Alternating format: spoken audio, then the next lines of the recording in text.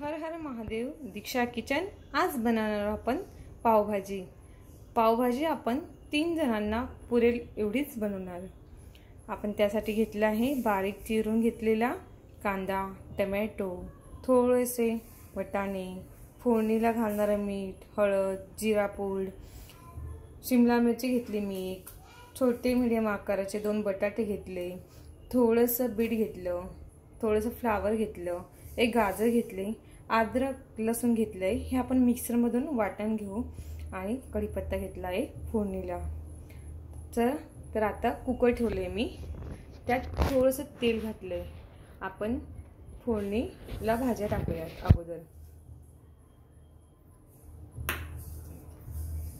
अगोदर वाटाणे घालते. स्वच्छ धुवून घ्यायचे सगळ्या भाज्या.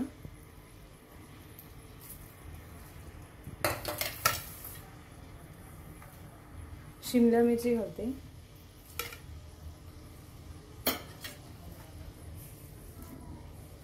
बटाटा घालते,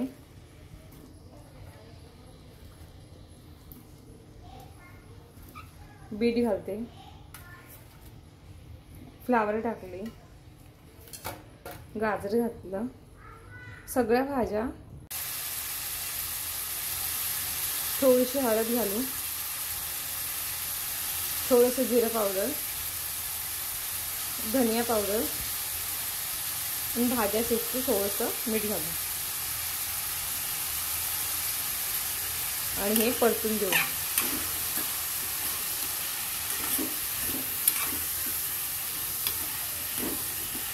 आणि थोडंसं पाणी घालते आणि 3 कुकरच्या शिट्ट्या काढून घेऊ. आपण आता सर्व मसाले काढून घेतले लागणारे. कढई ठेवली मी, तेल तापवायला. त्यात कांदा टाकून घेऊ आणि फोडणीला अगोदर आपण कढीपत्ता टाकू, मग कांदा घालू.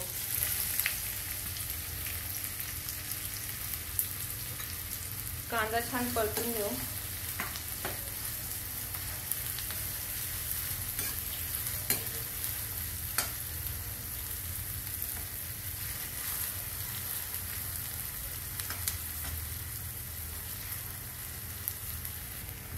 कांदा असं लाल झाला की त्यात आपण टोमॅटो ऍड करू.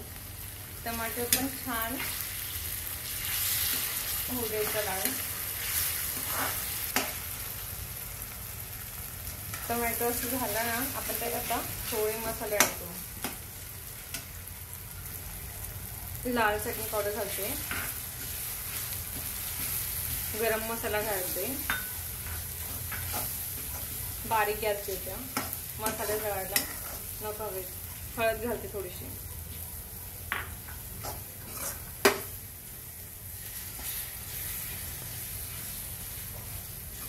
पेस्ट केली आपण, ती घातली.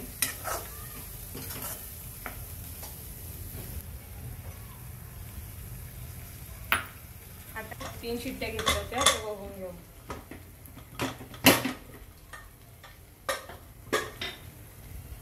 छान अशा भाज्या आहेत.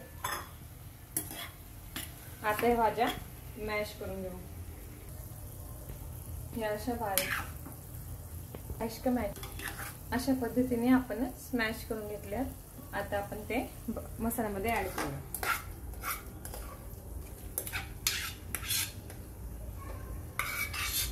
भाजीमध्ये ते केलेलं थोडंसं परतून घेऊ. आता मसाला लागला पाहिजे त्यासाठी आपण थोडंसं पाणी घालू.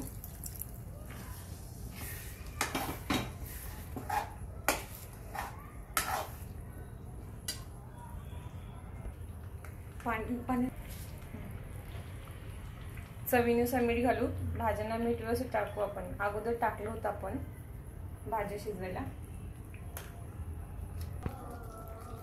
मी 4 ते 5 काजूची पेस्ट करून घेतली आहे, त्यात ऍड केली. चव चांगली येते. हलवून घेऊ थोडंसं. आणि 2 छोटे आकाराचे बटर घालते. बटरने टेस्ट छान येते. आणि वरतून थोडीशी कोथिंबीर घालते.